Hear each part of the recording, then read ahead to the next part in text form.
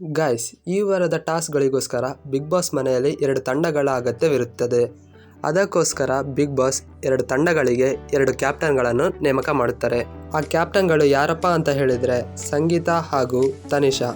ಈ ಆಟ ಹೇಗಪ್ಪ ಇರುತ್ತದೆ ಅಂತ ಹೇಳಿದರೆ, ಕ್ಯಾಪ್ಟನ್ಗಳಾದಂತಹ ತನಿಷಾ ಹಾಗೂ ಸಂಗೀತ ತಮಗೆ ಬೇಕಾದ ಮನೆಯ ಸದಸ್ಯರನ್ನು ಕರ್ಕೊಳ್ಬೇಕು. ಅದಕ್ಕೋಸ್ಕರ ಕ್ಯಾಪ್ಟನ್ಗಳಾದಂತಹ ತನಿಷಾ ಹಾಗೂ ಸಂಗೀತರವರಿಗೆ ಬಿಗ್ ಬಾಸ್ ಸ್ವಲ್ಪ ಹಣವನ್ನು ಕೊಟ್ಟಿರ್ತಾರೆ.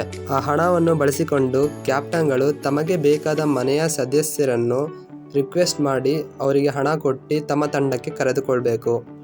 ಈಗ ತನಿಷಾರವರ ತಂಡದಲ್ಲಿ ವರ್ತೂರ್ ಸಂತೋಷ್, ತುಕಾಲಿ ಸಂತೋಷ್, ವಿನಯ್ ಹಾಗೂ ಕಾರ್ತಿಕ್ ರವರು ಇರುತ್ತಾರೆ.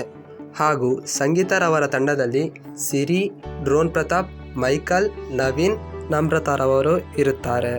ಆದರೆ ಮೊದಲಿಗೆ ಕಾರ್ತಿಕ್ ಅವರು ಸಂಗೀತ ಅವರ ತಂಡಕ್ಕೆ ಹೋಗಲು ರೆಡಿ ಇರ್ತಾರೆ. ಆದರೆ ಕಾರ್ತಿಕ್ ಹಾಗೂ ಸಂಗೀತರವರ ನಡುವೆ ದೊಡ್ಡ ಜಗಳ ಆಗಿ ಇದರಿಂದ ಕಾರ್ತಿಕ್ ತನಿಷಾ ಅವರ ಟೀಮಿಗೆ ಬರುತ್ತಾರೆ. ನನಗೆ ಅನಿಸೋ ಪ್ರಕಾರ ಈ ವಾರದ ತಂಡಗಳಲ್ಲಿ ತನಿಷಾರವರ ತಂಡ ತುಂಬ ಸ್ಟ್ರಾಂಗ್ ಇದೆ ಅಂತ ಅನಿಸ್ತದೆ.